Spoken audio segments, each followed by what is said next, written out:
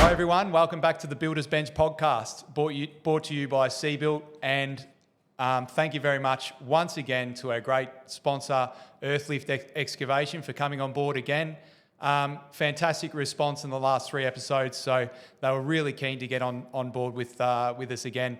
Today we have a really exciting guest on today, Dom, better known on his Instagram handle or profile, in the Invisible Architect. Thanks, Dom. Thanks for coming in. Thanks, Clint. Thanks for having me. It's awesome. No worries. To get into it. I've followed Dom recently over the past few months, I think. Yeah. I was actually I was shared one of your reels. Okay. And this guy's interesting. Okay, he's making some real sense here. Then started following you, and your content now is becoming so prominent and basically it's a daily post, I would say, or maybe twice a day or once a day. I think it's up to four times a day. 4 times a day, and I know what it's like. And I said to Danny before this, I go, if you had have asked me 10, 15 years ago, you'd be a content creator, I'd be like, what the hell? Chance in the what world. is a content? First of all, what's a content creator? Yeah. And second of all, no, I'm a carpenter and a builder. That's not my job. But so these are the types of things that we're going to get into today and sort of talk about, how that actually came about, and what. Because as I said, you're a bit of an advocate for us builders and architects or the industry in general, and that was the same sort of reason. An advocate for all the players. At the moment. Trades. Trades and everything. Yeah, because I as I said to you, I said that I felt that the industry was, took a turn since COVID, and a lot of builders were sort of going under and going broke, and there was just a lot of bad vibes out there for builders. So.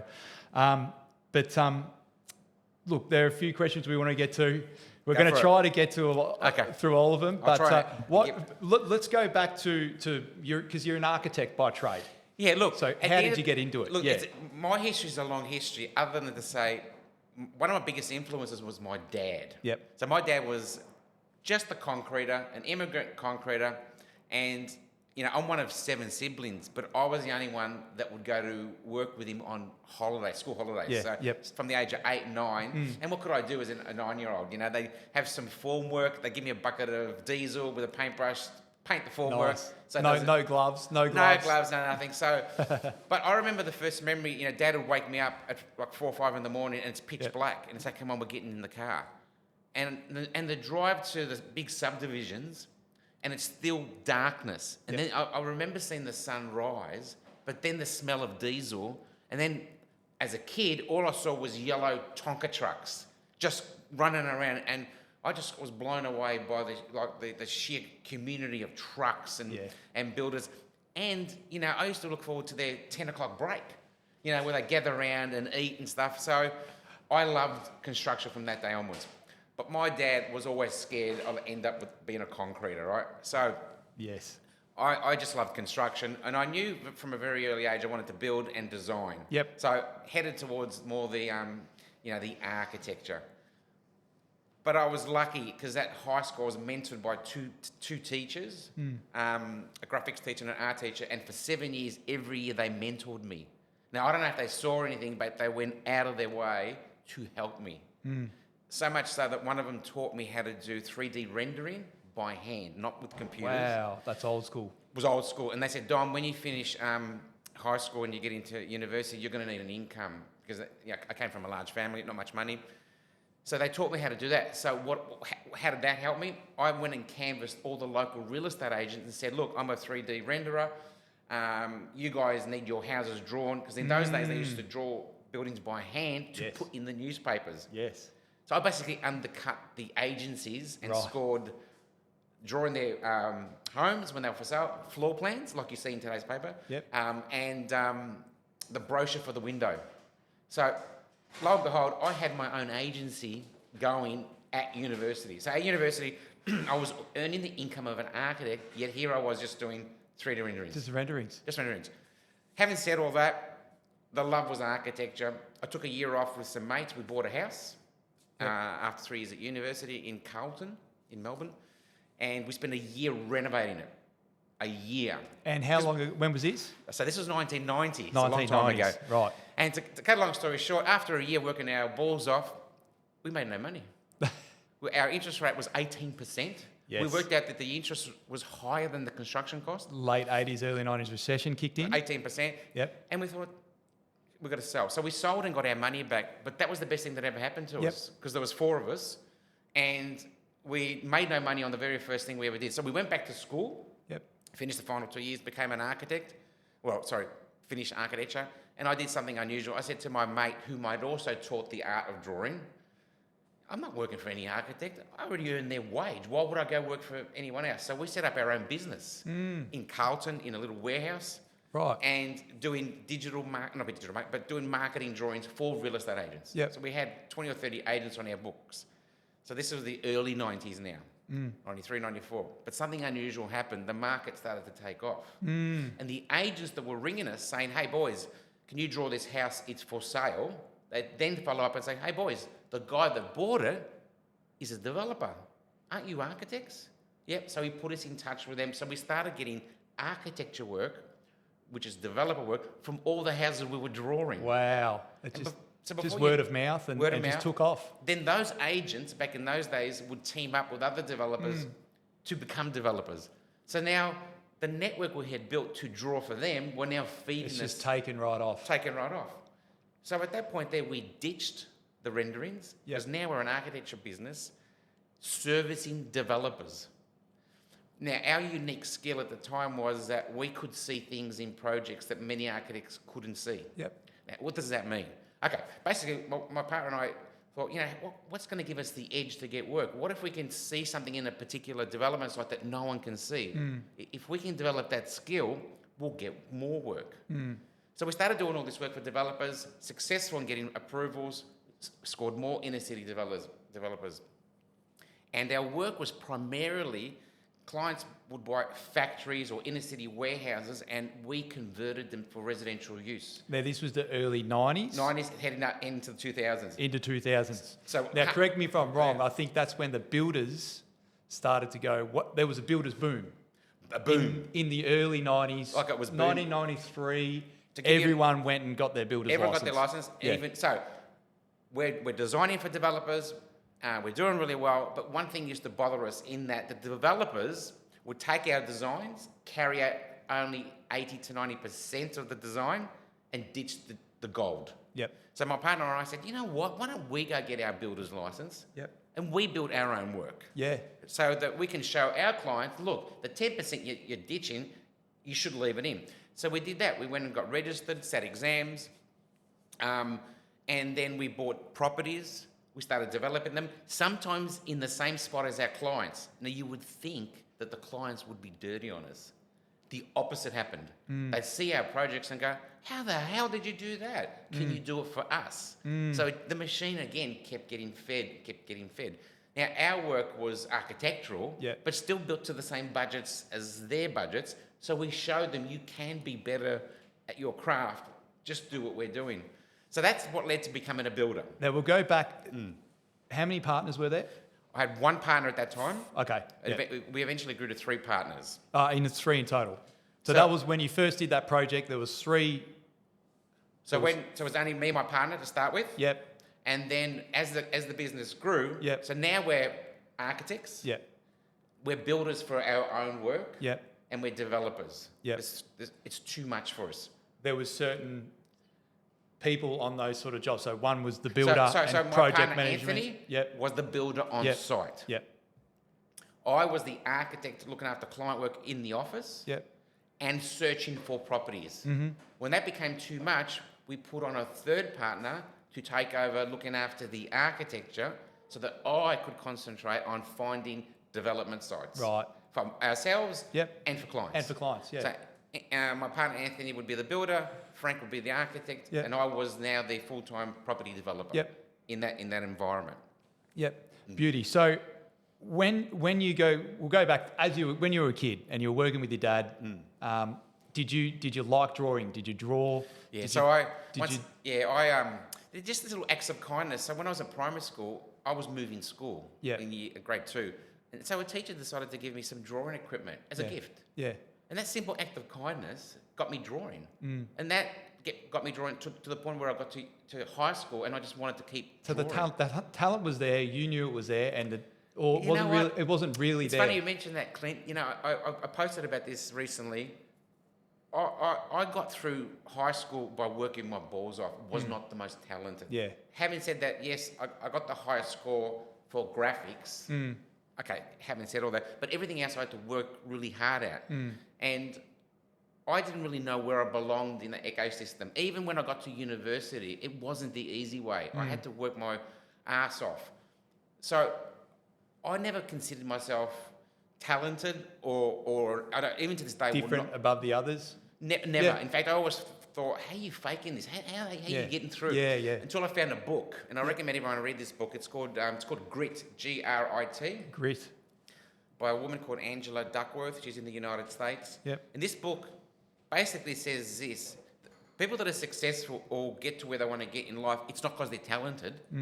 It's because they have grit. They have determination. True. They won't say no. And I look back at my life and I'm like, fuck, that's who I am. I'm what she just described. I just got grit, which makes me believe that anyone can do anything if they want to do I it. always say we're not the best No. at every single items that we do, but we're good at all the things. So if you can diversitise, that's more important than actually being very good, extremely good at one project or one type of. You meet people in life and you learn from afar. Like today, you can learn from watching podcasts, reading books. Mentors don't have to be one-on-one in the space. I've got heaps of mentors overseas. They don't even know who I am. Yeah. But I know they mentor me. Yep. And so for me, along the way, I'd meet like architects who would say, Dom, the answers are all out there. It's all about research. There's never, ever not a solution to a problem. So I've always believed that. So whenever I encounter a problem, it's just an obstacle. I just got to jump over it. There's a solution. Yeah, so to this day, 30 years on, I have never failed in a DA application, ever. People say, but you must know people. No, I just don't accept no. Why won't you give me the permit? Because of this. Okay, let's talk about how we're going to overcome this obstacle. I think people give up too early in our industry. They just give up. Or they listen and just assume everything's gospel. I don't. I just query that. I just got that little bit extra in asking the question, what can we do? Yeah. Now, having said all that, yes, we embarked on being builders. Yes, we embarked on being developers. But where did the money come from? We didn't have money, right? So once again, it's how are we going to compete with developers who have money, right? Or they can beat us at buying a property because they have more money. So that's where the skill of Get them on board. well, work with them. We did a couple of joint ventures, but even if we wanted to do say we wanted to do 2 dwellings or 3 dwellings, how are we going to beat that guy over there? Because he's going to come to the auction. He's going to kill us. Yes. So if he sees what we see, then he'll beat us. Yes. But if we see something beyond what he sees, we're going to beat him. Yeah, yeah. So if he goes there thinking, oh, we'll get 3 on this site, but I go there going, no, there's 6, I let them go until they can't bid anymore, and then I overtake them. Every single project I've ever done, that was my formula. Right, good. Not only for us, but for our clients. Yeah. We did a project in Carlton, 2 doors from our office, vacant land, very rare in Carlton. We were trying to convince every one of our clients, developer clients, you've got to buy it, we'll get 4 on there, double street frontage. Dom, you got rocks in your head, you can't get 4. One client turned up they all turned up to the auction, but one client was standing there, and I'm watching from my office, and he's bidding. I'm like, what's going on here? He's bidding. So obviously, anyway, he bids, he wins, comes into our office, looks at me, and he goes, hey, Dom, just bought next door. I said, God, that's awesome. He goes, oh, and by the way, you're a 50% partner in this, and walked out the door. And I rang and said, what do you mean? He goes, you believe you're going to get 4? We're 50-50. Your office and me, we're 50-50. Here's the money. Don't ring me until it's over. That's a good client. Good client. That's a great client. We ended up getting the 4. Had full trust in you. Full trust. Gave us the money. We built 4. So we were the builders, the architects, the developers. Went to market, sold successfully. Bob's your uncle. Yep. The other developers go, oh, but you didn't know. We didn't know. You said you could fit 4. We didn't see any feasibilities. I said, you didn't even pay me for a feasibility. You wouldn't even believe me. So that element of trust is really Oh, important. absolutely. And that Yeah. goes with everything. And I've gone on to do other projects for him Yep. and with him. And that client's in his 70s, 30-year relationship. Yep. And he's a man of his word. Good. So we'll go back to appreciating architecture to a degree now, or just in general real estate or prime real estate. So, and when I was a kid, I was in, I'd be down in Anglesea quite a bit when I was a kid. And you're from the... Ocean Grove. Ocean Grove. There, So, yeah. as you said, Ocean Grove. You would be, and I think most of Victorians would be familiar with the Great Ocean Road. the Great Ocean Road, Yeah. and the pole house. Awesome. So now I, as a kid, went up there and went inside and Did went you really? around. Oh, Yeah, wow, I haven't and had this that was yet. as a kid, and you don't. You look at the structure and it's just one of the things that when you drive past, you might go for a drive down to whether it's Fairhaven or Lorne, and it's always one of the things that you look to the me side too. and you look at it, and that was built now because it was my grandmother knew the owner. Yeah. He was an engineer, wasn't he? He was, and I had to look this up. He was an architect. Was he an architect? Yeah, he was an architect. I thought he was an engineer, Yeah. and I looked it up, named Frank Dixon, and he built it in the 60s and 70s, but like for himself. He built it himself.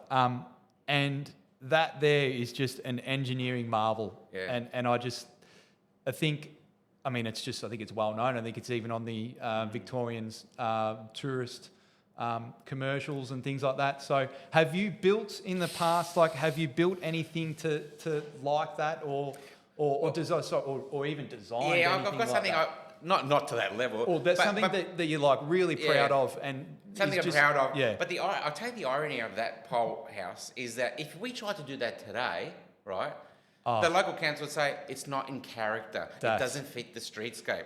I mean, you can't get good architecture if you aren't given That's license exactly to push the right. boundaries, right? Yes. But interestingly enough, as much as I admire that house, and I'd ask you the question, do you admire the owner at the moment who bought the house and built another house behind it?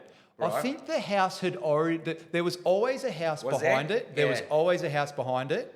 And from what I remember, it was a red brick home, pretty standard home. Yeah. But now I think it's on It's it's an next architectural home. level. Yeah, I think it's next level. I love architecture, and I'm a responsible architecture, but I love great development. Yeah. And to me, that's a very clever owner to put the pole house out for rent. For rent, We all can enjoy it. a B&B, But hey, yep. I'm a developer. I own a home too here. Yeah. So, anyway, put that aside. Is there a house I'm proud of? Yep. It's funny because I can give you one that's also I'm proud of, and it's quite emotional because so we purchased a former church, my wife and I, Right. in Moonee Ponds, Victoria, 1880, former timber Anglican church, Weatherboard. So there was fear in the community it was going to be demolished. We purchased it, not wanting to demolish it, but to convert it into a home for ourselves. Yeah, right. So we approached the heritage architects at the local council and said, we want to add some contemporary additions because we're going to keep the old church, but we want to design contemporary additions because it's inappropriate to create mock reproduction. They worked with us so that we eventually designed the extensions, the whole project, and they said, after you finish it and we approve it, we'll then slap on a heritage overlay over it. After we do it. And protect what you've done. Wow. Very rare, very rare. Very rare. So the community loved us. So what does that all mean? That was going to be our family home. Kids were little. Yep. And my wife Marie was the architect. I employed a building company that worked regularly with us to take it to lockup. Yep. I then took over and built the rest of it. Yep. Spent a good year. Unfortunately for us, the market took a massive, this 2012, turn, and we lost all our work in the architecture. Gone. Now, if I'm right, that was the GFC. Well, in our case, GFC was, I think, before that, was slightly after that. 2012. Was there a bit of a... Because there was a bit of an incentive during that period for first home buyers. It just that we went to shit. We went to zero. Complicated even more so, I had to have some emergency surgery on my leg. And to be honest with you, we had to sell it. Yeah. We had to sell it, and it Shame. broke our heart because I worked there day and night. We made zero income that year. And the hardest thing is you're emotionally attached to it. Emotionally attached with it. And we did a beautiful... You'll never buy anything like that ever again. It got a record price for that area, but what we sunk into it was more than just money. And you know what? Like all in all, that's developing for you. You don't win every time. No. It's not a win every time. So when people think that it's, oh wow, he's a builder and he's a developer, he must be making a fortune. Again, we go back to another question that I'll be asking. Well, Clint, from that, there was like we were hurt, like really hurt, and I ended up with surgery and then laid up for a few months, not able to walk until these bones healed, and then I did something. So we've got no work now. So now our staff are laid off, no work, no income, and I had an iPad that was given to me as a gift for helping someone in a property transaction. And I don't know if you remember 2012, Facebook might have just started. Social media was not what it is today. In fact, it hardly existed. So I did something unusual. I downloaded the photos of the church conversion onto a website called Houzz, H-O-U-Z-Z. I didn't know about it at the time, but it was the biggest home platform in the world based in the US, in the United States. I just downloaded. So basically, as an architect, you can create a profile, download your work, the community sees your work, and they might ring you. But I wasn't thinking that. I was just thinking, I'll just download it. It looks like a website for us, right? So from that, we started getting people liking our work. And it's going to sound crazy today when likes mean, but back then that was rare. Then 1,000 likes, 2,000. Then our work went ballistic. Then in the US platform, we were voted the most downloaded design. We started winning awards. Then the house went viral across the world. Oh, really? A German company went to fly down and do a TV show. Oh, wow. The United States, massive publications around the world. It went viral. It took off. Yeah. I can give you the address. Do you want to say it? Yeah, you go, yeah. It's number 1 Hudson, Hudson, 1 Hudson Street. Hudson. Mooney Ponds. There you go. So it went viral across the world. So we've got no work. This has gone viral. And suddenly, we started getting work because of that bloody church. Yeah. Right? So the church that stopped us from owning it is the church that... Funny thing is, I got a little story with the church too. We did a on Yen Yen Road. There was a church. It was in the 1880s. To be honest, if I saw a photo of this, I reckon it would be the same sort of design. Let me guess. It had a little front little gable. Yeah.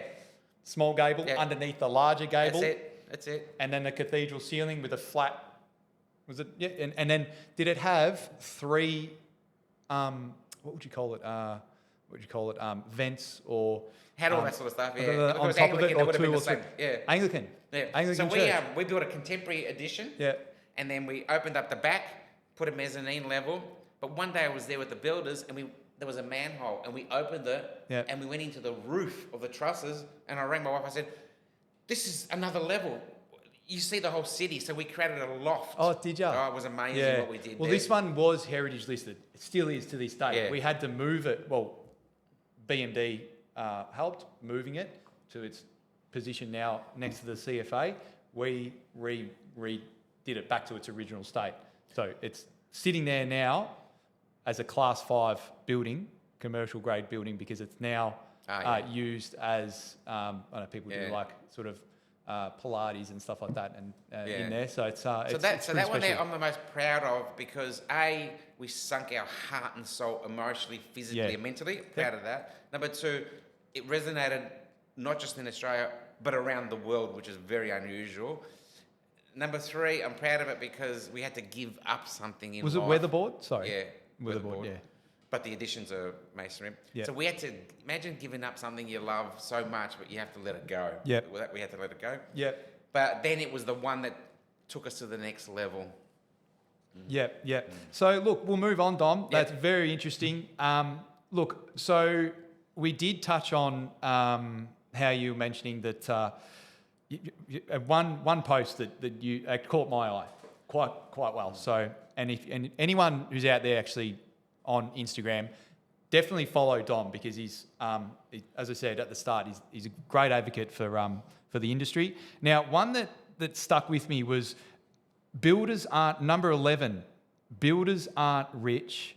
They're family people just like you and me. That's a good one. So tell me a little bit about that, really briefly, because we've got to sort of move on. Yeah. Okay, look, we have builders that obviously build our architectural work for my client, for my wife, and obviously we have clients. Yep. Most clients are amazing. In fact, all our clients are amazing. But every now and again, you'll get an off-the-cuff remark. Yes. And we had gone through a 2-year process with a client to design their dream home, and they had the money, all was good. But one day they made a remark that really disturbed my wife and I, and it was simply this: why should we hire these builders at this particular price? You know, they're driving Mercedes, Ferraris, and we are not, like a pensionate little child, and we're not. So we're not going to give them the job. We're going to wait till next year when they're desperate.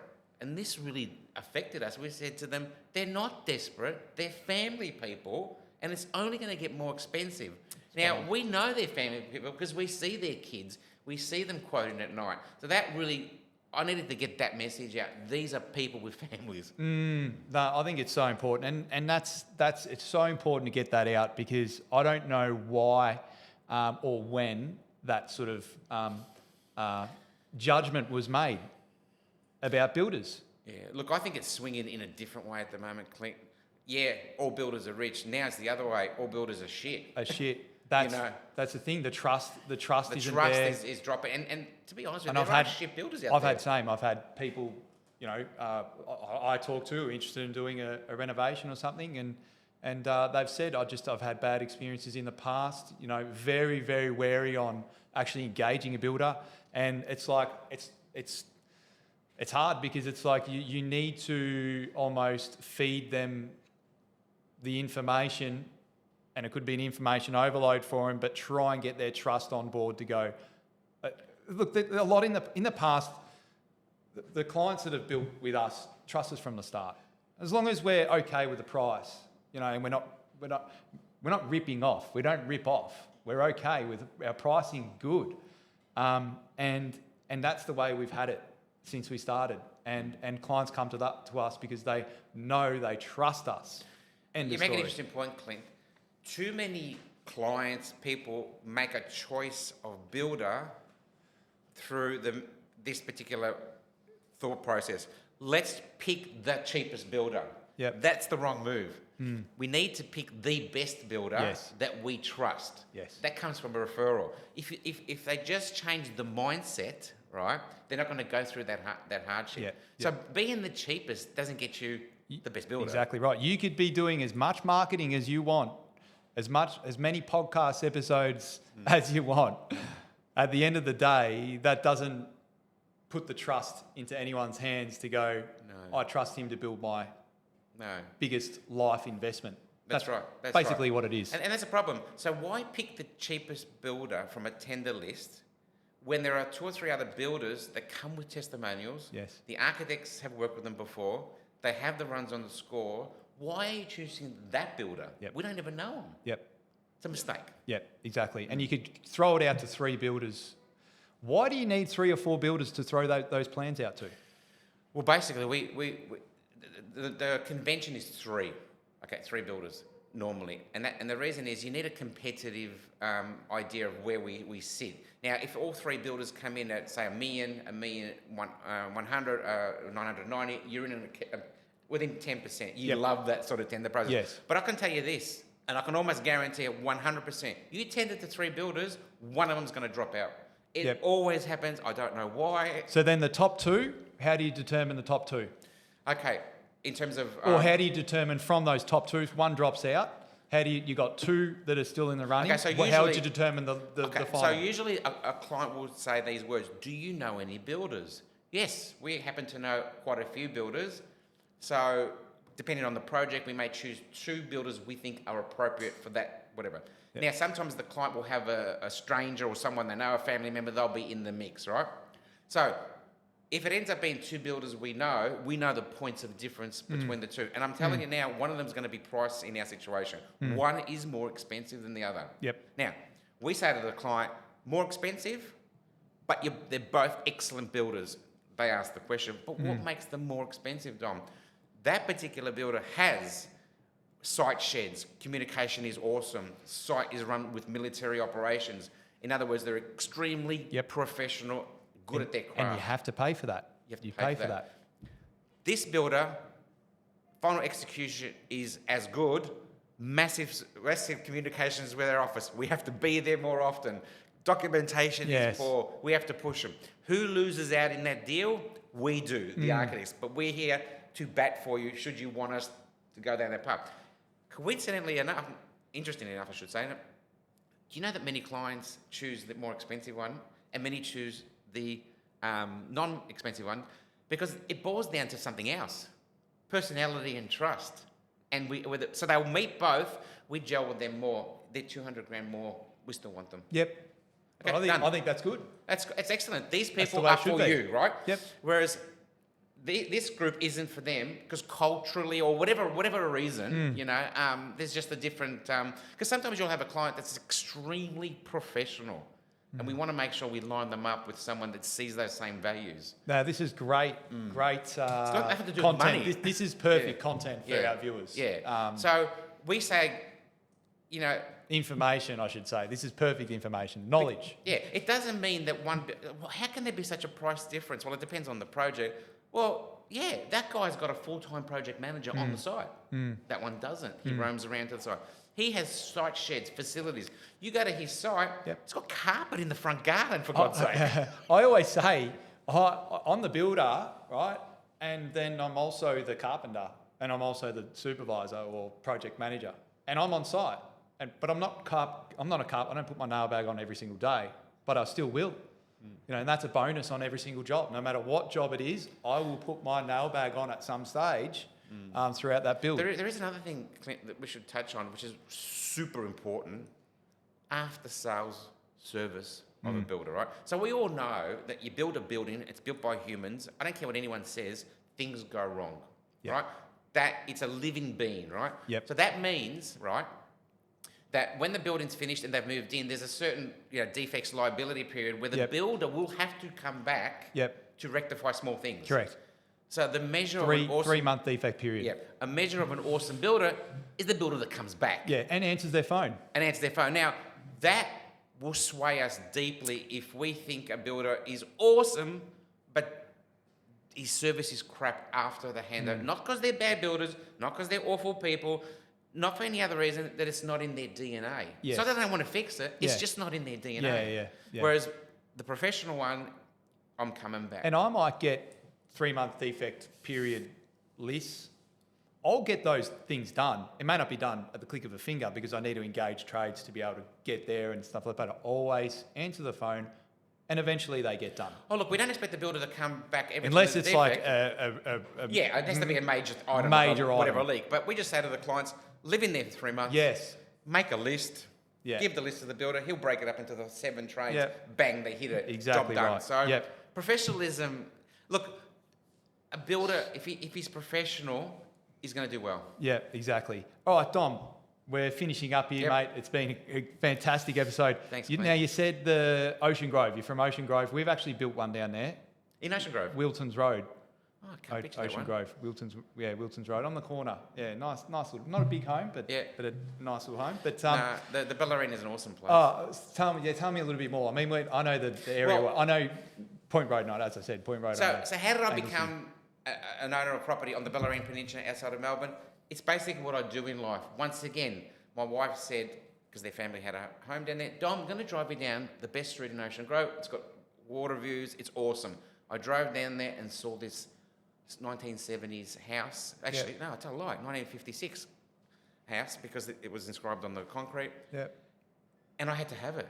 Not for the house. I had no money. We were about to get married because I saw subdivision potential even back then. So basically, I demolished the garage of this house, ended up with a block facing the water with a little bungalow on it because our doctor used to own it and he used to run his practice from the house and the waiting patients were in the bungalow.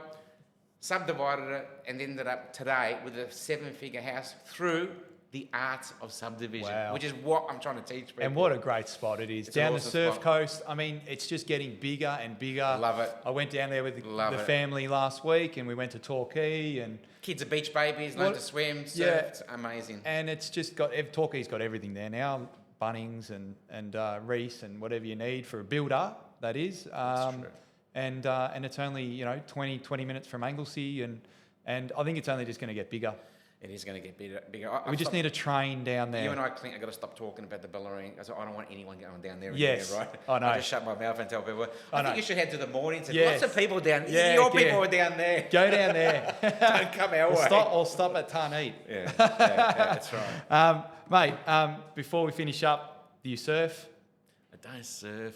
I'm a hopeless sportsman. Hobbies? What Hobbies? I'm a tradie at heart. You're a tradie. My dad's concrete influence really did. Do you plot around the house? Yeah, and just do I things? build stuff. My wife calls me the human bobcat. If I've got 6 cubic meters to move up a hill, I'll just get a wheelbarrow and do it all day. She reckons I've dug all the footage by hand in clay at the house. I just love to, Good. to be honest with you, I'm my happiest being I do the same labourer. thing. I don't stop know at why. home. I don't stop at home. I just love it. I love Always to doing build. things. Yeah. And I think every guy, I shouldn't say that. Any person who works in front of a computer, get outside and dig. Exactly. Dig a hole. Footy team, Dom? AFL Oh, footy Pies. team? Go Pies. Oh, Go Pies. well, hang on. You got all your teeth though. So Yeah, I've got all my teeth, yeah. Just.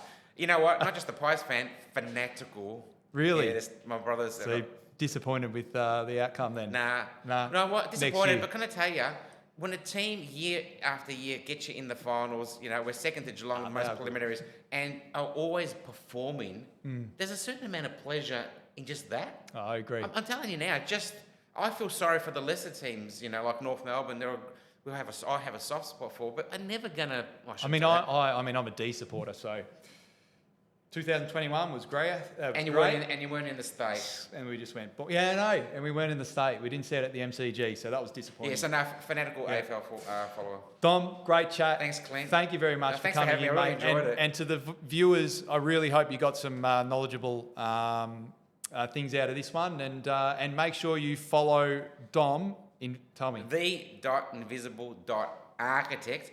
We talk about everything from clients, builders, architects, design, all the players in the industry, the good, the bad, the ugly. And your architect company? Bagnato, Bagnato Architects, #Bagnato Architects on Instagram. Follow us there. Beautiful. Thanks, Dom. Good on you, Clint. Appreciate it. Thanks, guys.